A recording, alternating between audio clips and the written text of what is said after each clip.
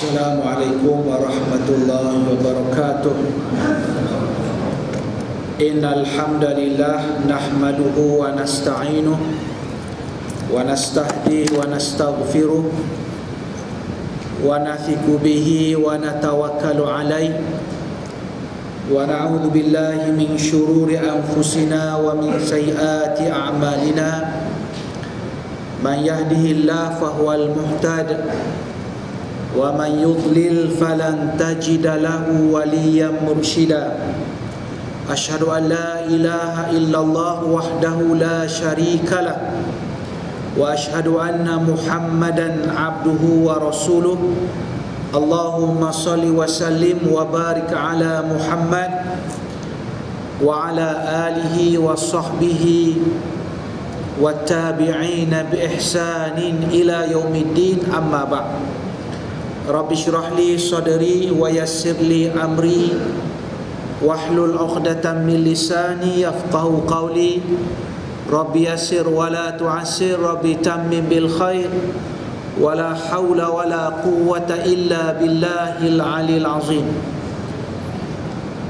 Yang saya hormati Tuan Pengurusi, Tuan Imam, Nazir dan ahli jawatan kuasa masjid, para asatizah, ibu-ibu, bapa-bapa, muslimin, muslimat yang dirahmati Allah. Alhamdulillah, kita mulakan pertemuan kita pada malam ini untuk kita panjatkan rasa syukur kita yang tidak terhingga kepada Allah Subhanahu wa taala. Kalau kita nak sebut satu persatu banyak, tapi antaranya ialah Allah terus beri ruang kepada kita untuk dapat bersama-sama dalam bulan Ramadan Al-Mubarak. Ini merupakan di antara nikmat yang besar yang Allah Subhanahu wa taala kurniakan kepada kita. Dan alhamdulillah, kita sudah berada di fasa yang kedua dalam bulan Ramadan. Kalau berdasarkan hadis Nabi SAW, ini fasa yang kedua. Kerana seperti yang disebut oleh Rasulullah, awwaluhu rahmah wa awsatuhu maghfirah wa akhiruhu itqum minan nar. Di permulaan Ramadan itu ialah rahmat Allah Subhanahu wa taala. Itu dah kita lalui 10 yang pertama. Kemudian 10 yang kedua, janji Rasulullah ialah al-maghfirah, keampunan Allah Subhanahu wa taala. Dan insya-Allah tak lama lagi kita akan masuk ke fasa yang ketiga yang dijanjikan oleh Rasulullah, itqum minan nar. Kita dibebaskan oleh Allah Subhanahu wa taala dari api neraka. Tuan-tuan yang saya hormati, yang saya kasihi, dalam bulan Ramadan, antara perkara yang besar yang berlaku kepada kita seperti yang kita tahu ialah nuzul Al-Quran, turunnya Al-Quran kepada kita. Dan tiap-tiap tahun kita mengingati peristiwa ni, peristiwa nuzul Al-Quran, turunnya Al-Quran. Sebenarnya Al-Quran ini ada dua peringkat yang utama penurunannya.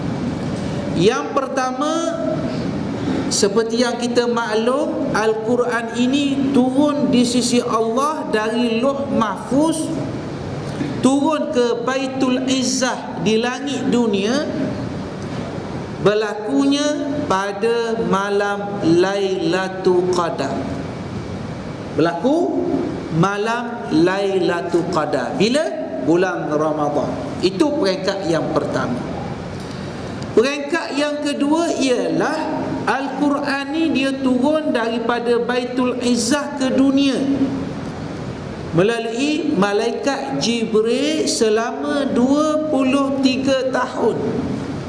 Bila kali pertama? Kali pertama turunnya ayat berkenaan membaca ataupun budaya ilmu, Iqra' bismi rabbikal ladzi khalaq, berlaku bila? Masyhurnya ialah pada 17 Ramadan. Tapi dua-dua, betul tak? Dua-dua turun di sisi Allah, jumlah sekaligus bulan Ramadan, malam Lailatul Qadar. Turun pula kepada Rasulullah berperingkat-peringkat selama 23 tahun berlaku dalam bulan Ramadan. Jadi pendek kata, semua peristiwa tersebut berlaku dalam bulan Ramadan, turunnya Al-Quran kepada kita. Dan bila kita sebut Al-Quran, ada beberapa perkara yang perlu kita perhatikan. Sebab Al-Quran ini merupakan sebagai suatu mukjizat yang Allah Subhanahu wa ta'ala turunkan kepada kita. Baik, yang pertamanya ialah, kalau kita lihat Nabi-Nabi dan Rasul-Rasul alaihi wassalatu wassalam, bersama mereka ada kitab, ada mukjizat. Kitab satu perkara, mukjizat satu perkara. Contohnya Nabi Musa, dia ada mukjizat dia. Apa mukjizat dia? Mukjizat Nabi Musa antaranya dia boleh gunakan tongkat belah laut jadi highway di tengah-tengah laut tu. Contoh mukjizat Nabi Musa. Tetapi pada masa yang sama Nabi Musa ada kitab, betul? Namanya kitab Taurah. Nabi Isa alaihi salam ada mukjizat dia, Allah beri mukjizat kepada dia. Apa dia? Antaranya yang banyak-banyak mukjizatnya ialah Nabi Isa, Allah Ta'ala kurniakan kepadanya kebolehan dengan izin Allah merawat penyakit sopak, penyakit kulit yang tidak boleh diubati pada zaman itu. Apa yang saya nak sebut? Nabi Isa dia ada kitab dia. Kitabnya namanya Injil. Jadi Nabi-Nabi ataupun Rasul-Rasul ni, dia ada kitab dan dia ada mukjizat. Dua perkara yang berbeza. Ada mukjizat, ada kitab. Tetapi tidak kepada Nabi kita Muhammad SAW satu perbezaan yang ketara. Apa yang ketaranya? Rasulullah SAW Allah kurniakan kepadanya, kepada baginda, Al-Quran yang pertama sebagai kitab macam kitab yang diberikan kepada Nabi-Nabi, Rasul-Rasul yang terdahulu. Dan pada masa yang sama juga Al-Quran itu menjadi mukjizat. Al-Quran jadi mukjizat. Maknanya pada Al-Quran itulah pengajaran manhaj. Pada Al-Quran itu juga adalah disebut sebagai mukjizat yang Allah Subhanahu wa ta'ala berikan kepada Nabi kita Muhammad sallallahu alaihi wasallam. Kenapa tuan-tuan? Kita tiap-tiap tahun tak pernah luput daripada kita untuk kita memperingati peristiwa nuzul Quran. Tiap-tiap tahun tak pernah miss. Kita hidup barangkali dah puluh-puluh tahun ni tak pernah miss. Sampai malam-malam bulan Ramadan kita akan memperingati peristiwa besar ini. Sebabnya yang ada kepada kita mukjizat dan juga manhaj yang satu-satunya ada kepada kita ialah Al-Quranul Karim yang Allah Subhanahu wa ta'ala turunkan kepada kita. Hanya kitab ni, hanya Al-Quran yang turun kepada kita. Sebab itu Allah Subhanahu wa ta'ala memperingatkan kepada kita dalam banyak ayat, tuan-tuan. Banyak ayat Allah Ta'ala peringatkan kepada kita, ingatkan kepada kita tentang mukjizat Al-Quran ini. Antaranya Allah Ta'ala sebut dalam surah Yunus ayat 57. Allah Ta'ala sebut, ya ayyuhan nas qad ja'atkum mau'izatun min rabbikum wa shifaa'un lima fis sudur wa hudan wa rahmatul lil mu'minin. Allah Ta'ala sebut, wahai manusia, semua sekali, tak kira siapa dia, wahai manusia, telah datang kepada kamu mau'izah, telah datang kepada kamu nasihat, telah datang kepada kamu peringatan. Bila kita sebut nasihat, tuan-tuan, kalau kita sebut nasihat, kita mungkin akan bersoal, siapa beri nasihat tu? Manusia begitulah. Tak. Siapa cakap tu? Siapa beritahu? Betul lah. Statement siapa tu? Kata-kata siapa? Jadi Allah Subhanahu wa ta'ala menyebut mau'izah itu mir rabbikum, daripada Tuhan kamu, daripada Allah Subhanahu wa ta'ala. Maknanya Tidak ada keraguan lagi sebab nasihat itu datang daripada Allah. Wa syifa'un lima fis sudur. Dan Al-Quran ni adalah sebagai satu rawatan kepada hati manusia, penyakit-penyakit yang ada dalam hati manusia. Wa hudan wa rahmatul lil mu'minin. Dan Al-Quran ini dia sifatnya ialah menjadi petunjuk dan juga rahmat kepada orang-orang mukmin. Jadi petunjuk, jadi rahmat kepada orang mukmin. Tapi tuan-tuan yang saya hormati, ada syarat dia. Orang boleh terima Quran ni, dia boleh jadi mau'izah, dia boleh jadi syifa, dia boleh jadi hudan, dia boleh jadi petunjuk, dia boleh jadi rahmat kepada orang yang buka hati dia untuk terima Al-Quran, untuk terima Al-Quran. Sebab dalam Al-Quran Allah Ta'ala paparkan banyak cerita-cerita, watak-watak dalam Al-Quran. Orang yang tolak hidayah, orang tolak petunjuk ni kerana daripada sikap mereka sendiri. Contoh siapa tuan-tuan? Macam umat Nabi Nuh alaihissalam. Macam mana dia tolak? Bukan dia tolak itu je. Nabi Nuh datang, dia ambil jari dia buat macam ni. Dia ambil jari dia letak ni. Apa maksudnya? Maknanya kalau tak nak lari je dah. Tak. Dia ambil jari dia letak ni. Ambil kain dia selimut. Maksudnya apa? Tak nak terima, tolak terus, tak buka terus ruang hati dia untuk terima petunjuk Al-Quranul Karim. Sebab itu dalam kisah Sayyidina Umar radhiyallahu anhu masuk Islam, kisahnya semua kita tahu, betul tak? Kisahnya apa? Kisah bila dia orang beritahu kepada Umar bahawa, wahai Umar, adik kamu Fatimah masuk Islam. Kamu duk sibuk nak larang orang lain. Sekarang adik kamu sendiri masuk Islam. Apa cerita? Apa lagi Sayyidina Umar? Orang garang, orang bengis, dengan pedang, dengan semangat berkobar-kobar cari adik dia. Mengapa adik dia masuk Islam? Dipendekkan cerita, macam kita tahu, ada pelbagai riwayat, antaranya ialah dia rampas ataupun ada kata helaian itu jatuh dan dia tengok berapa ayat daripada surah Taha. Persoalannya ialah lepas dia tengok berapa ayat tu,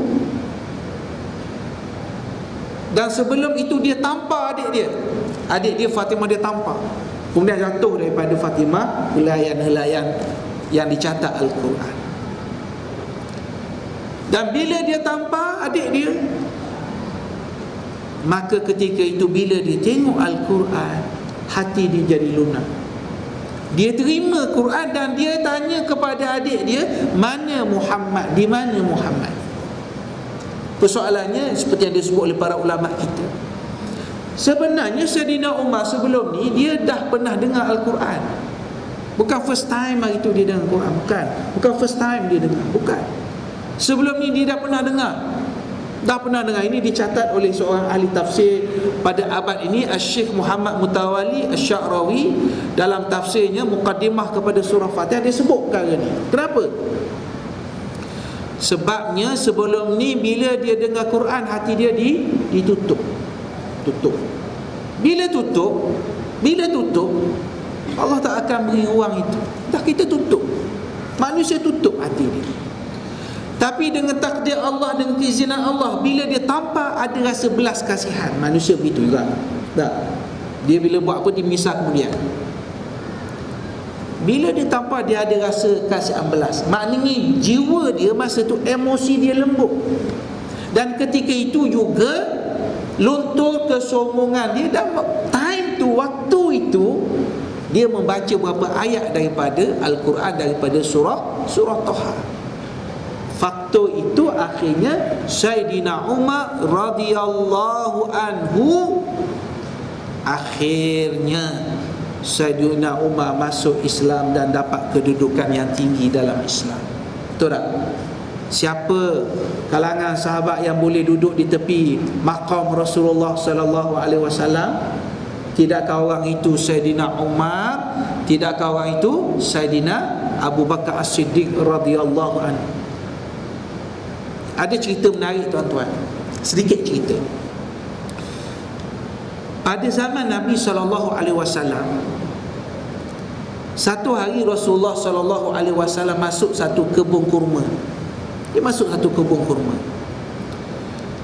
Dan bila masuk, Rasulullah beritahu kepada penjaga kebun itu, seorang sahabat juga, kalau nanti ada orang datang, persilakan, biar bagi dia masuk, izinkan dia masuk. Lalu Rasulullah duduk dekat satu perigi dalam ladang tamak. Satu perigi. Nabi duduk menghadap perigi. Tiba-tiba orang pertama datang, iaitu Sayyidina Abu Bakar radhiyallahu anhu. Abu Bakar dulu datang. Jadi penjaga kebun pun kata, silakan, Rasulullah ada di dalam. Dia pun masuk. Jadi Abu Bakar duduk tepi Rasulullah. Tak lama kemudian datang pula seorang sahabat lagi. Siapa yang kedua? Sayyidina Umar radhiyallahu anhu. Beri salam, kata penjaga kebun kata, Rasulullah ada dalam, sila-sila masuk. Jadi bila Sayyidina Umar masuk, dia duduk di tepi Sayyidina Abu Bakar. Jadi Rasulullah, Abu Bakar dan juga Sayyidina Umar. Tak lama kemudian datang seorang sahabat lagi masuk. Siapa? Sayyidina Uthman radhiyallahu anhu. Bila Sayyidina Uthman masuk, kata penjaga tu, silakan, Rasulullah ada. Dia nak duduk tepi Rasulullah juga, tapi ruang tu kecil. Jadi akhirnya dia menghadap Rasulullah sallallahu alaihi wasallam. Yang Abu Bakar, yang Umar duduk sebelah Nabi. Nampak tak? Yang Uthman ni duduk di hadapan Nabi. Jadi kata ulama-ulama kita ketika menguraikan rahsia di sebalik peristiwa itu, dia kata, tengok, Allah Ta'ala dah daripada awal dah mention siapa yang akan berada di sisi Rasulullah sallallahu alaihi wasallam. Memang betul tu. Betul? Abu Bakar, Umar duduk di sebelah Nabi, dan Sayyidina Umar duduk di Al-Baqi', kira-kira di hadapan Rasulullah sallallahu alaihi wasallam. Baik. Jadi keimanan Sayyidina Umar tadi, cerita tadi nak menggambarkan kepada kita, orang terima Al-Quran ni mesti dengan hati yang bersih untuk mendapat petunjuk daripada Allah Subhanahu wa ta'ala. Justru itu tuan-tuan, kita dengan Al-Quran ni ada berapa perkara lah.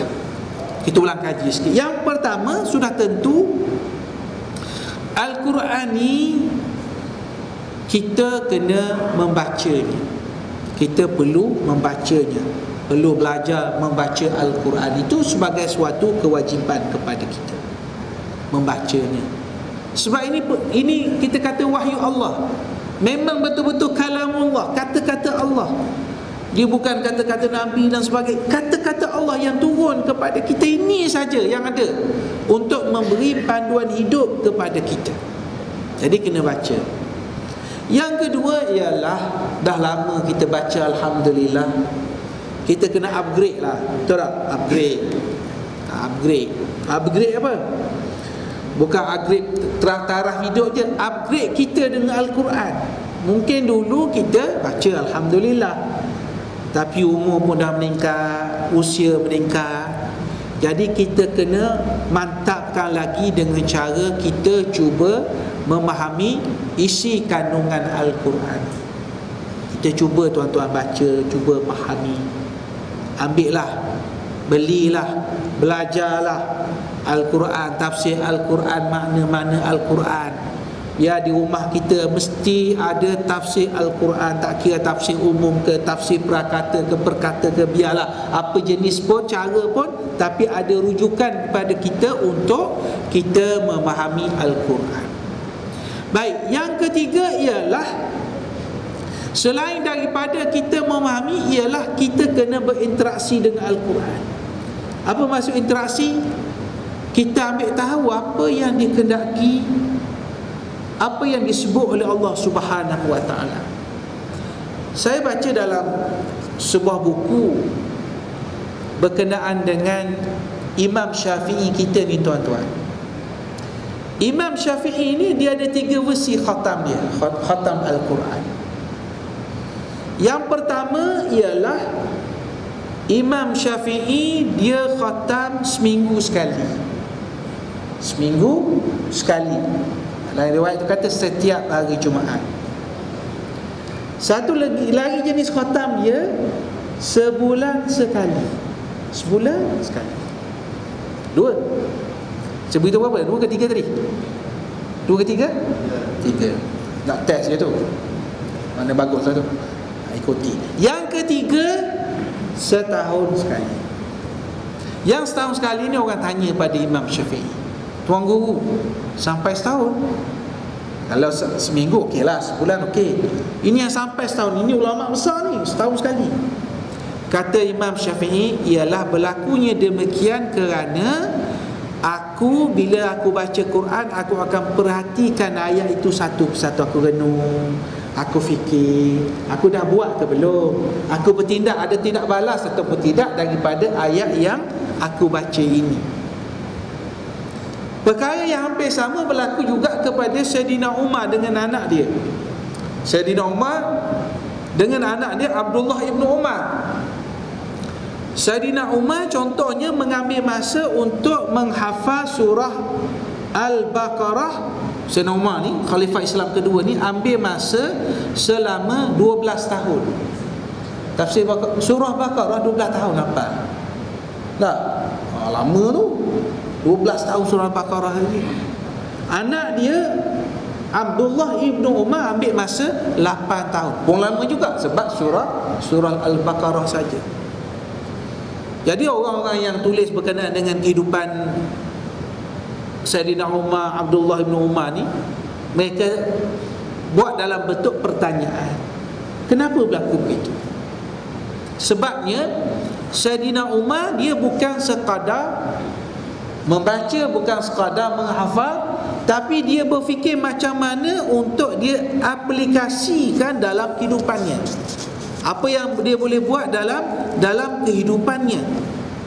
Dan ini juga yang berlaku kepada Rasulullah sallallahu alaihi wasallam, di mana Rasulullah sallallahu alaihi wasallam seperti dalam satu riwayat menyebut, wa kana Rasulullah sallallahu alaihi wasallam yaqifu indal ma'ani muta'ahhilan wa mu'tabira fa idza marra bi ayatin fiha tasbih sabbah wa idza marra bi su'alin sa'al wa idza marra bi ta'awuzin ta'awwaza.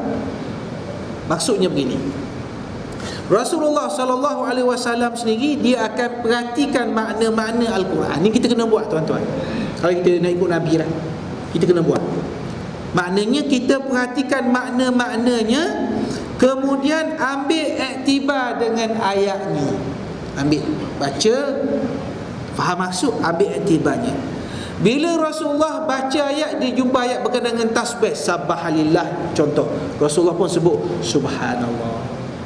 Maksudnya apa? Ada interaksi. Kalau ada ayat soal, ayat minta, ayat doa umpamanya, ayat minta syurga, Rasulullah pun minta syurga. Kalau Rasulullah jumpa ayat minta isti'azah, perlindungan daripada syaitan, minta perlindungan daripada benda-benda tak baik, bila baca jumpa ayat macam tu, maka Rasulullah sallallahu alaihi wasallam juga dia ta'awuz, dia akan minta perlindungan daripada Allah Subhanahu wa taala. Itu nak menggambarkan bila berlaku interaksi hubungan kita dengan Al-Quran. Ini juga yang berlaku kepada tuan-tuan, bukan pada manusia saja, bahkan yang berlaku kepada jin. Betul tak? Jin seperti yang disebut oleh Allah dalam satu ayat, first time jin dengan Al-Quran, kata dia apa? Inna sami'na Qur'anan ajaba yahdi ilal rusydi fa'amanna. Jin kali pertama dia dengar Quran, dia kata, kami dengar Al-Quran ini suatu yang sungguh takjub, sungguh luar biasa, membawa kami kepada petunjuk Allah Subhanahu wa ta'ala. Jin, bila dia berinteraksi, dia berhubung, dia faham makna-maknanya. Contoh apa lagi? Contoh padri Kristian Nasrani yang buka hati dia bila dengar Al-Quran. Al-Quran sebut, wa idza sami'u ma unzila ila rasul tara a'yunahum tafidu minad dam'i mimma arafu minal haqq yaquluna rabbana amanna faktubna ma'asyahidin. Allah Ta'ala sebut bila mereka ni mendengar, padri ni mendengar bila dibaca kepadanya Al-Quran, apa yang diturunkan kepada Rasul, kamu akan lihat matanya mengalir, kelopak matanya mengalirkan air mata. Sebab dia tahu itu adalah kebenaran yang datang daripada Tuhan mereka. Lalu mereka beriman kepada Allah Subhanahu wa ta'ala. Masya Allah.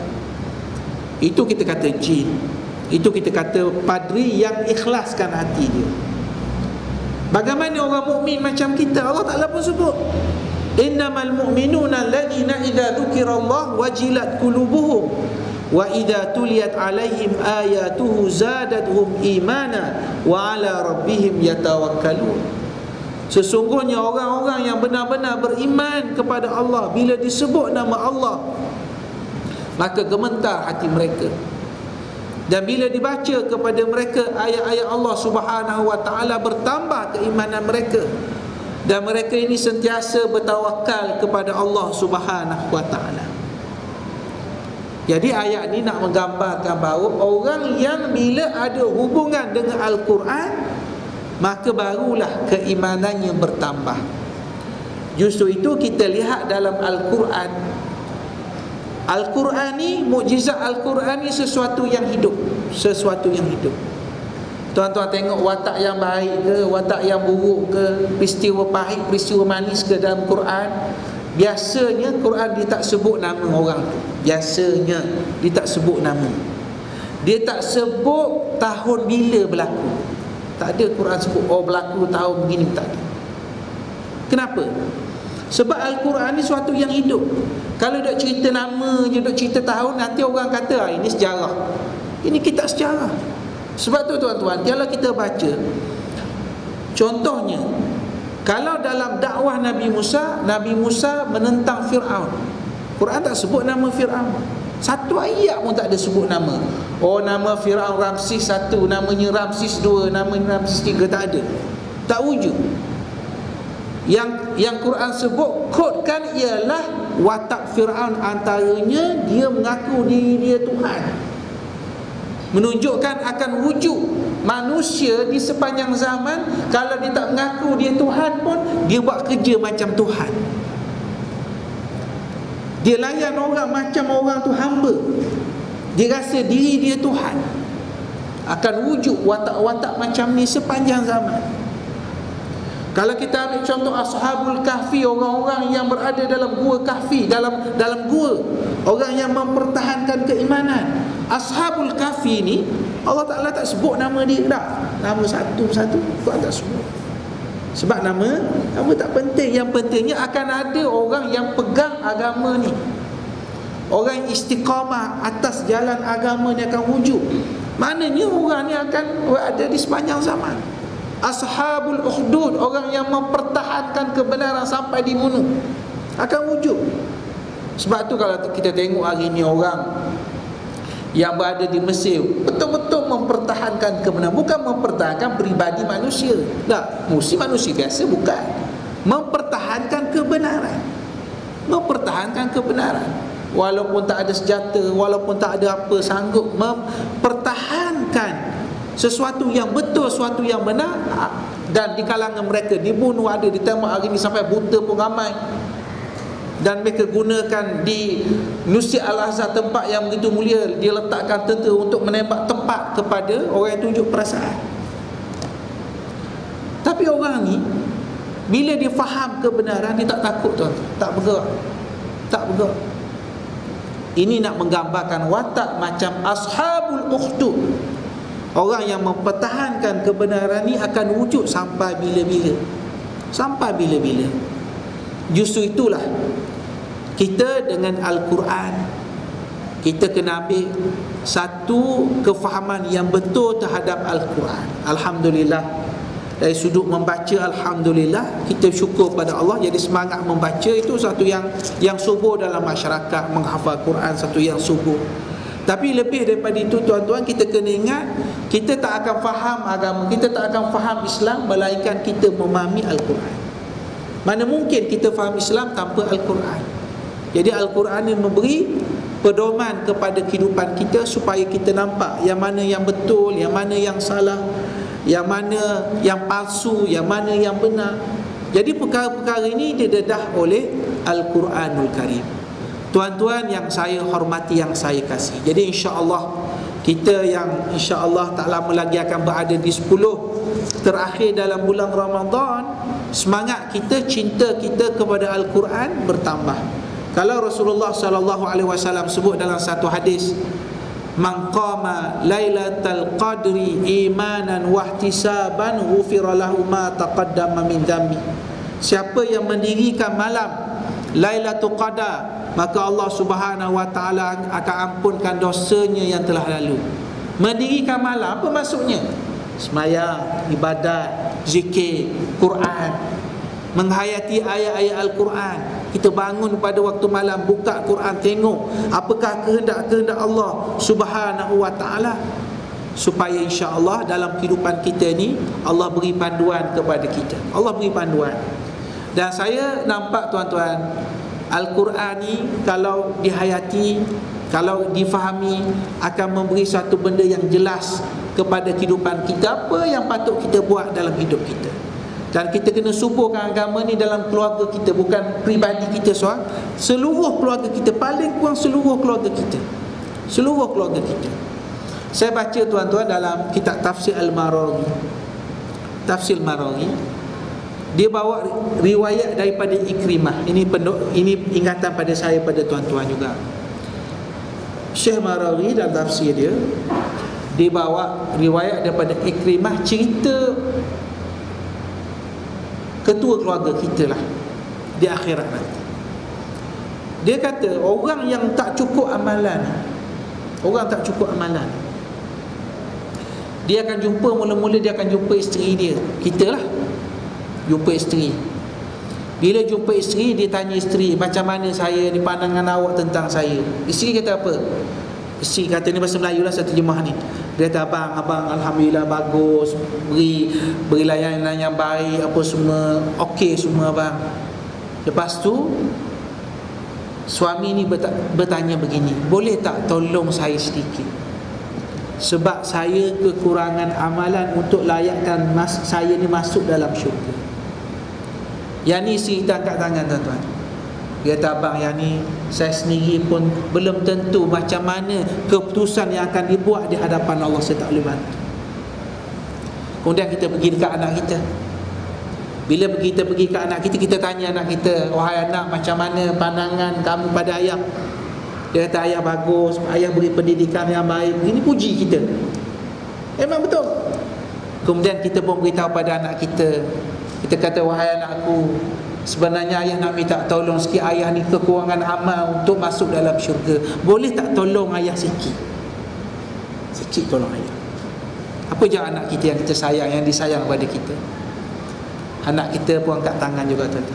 Dia kata, ayah, yang ni saya tak boleh tolong, yang ni saya tak boleh bantu, sebab saya sendiri pun belum tentu nasib saya bagaimana saya akan dibicarakan di hadapan Allah Subhanahu wa taala.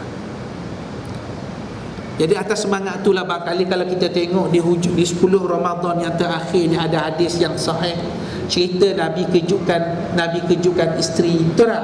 Nabi kejutkan ahli keluarga.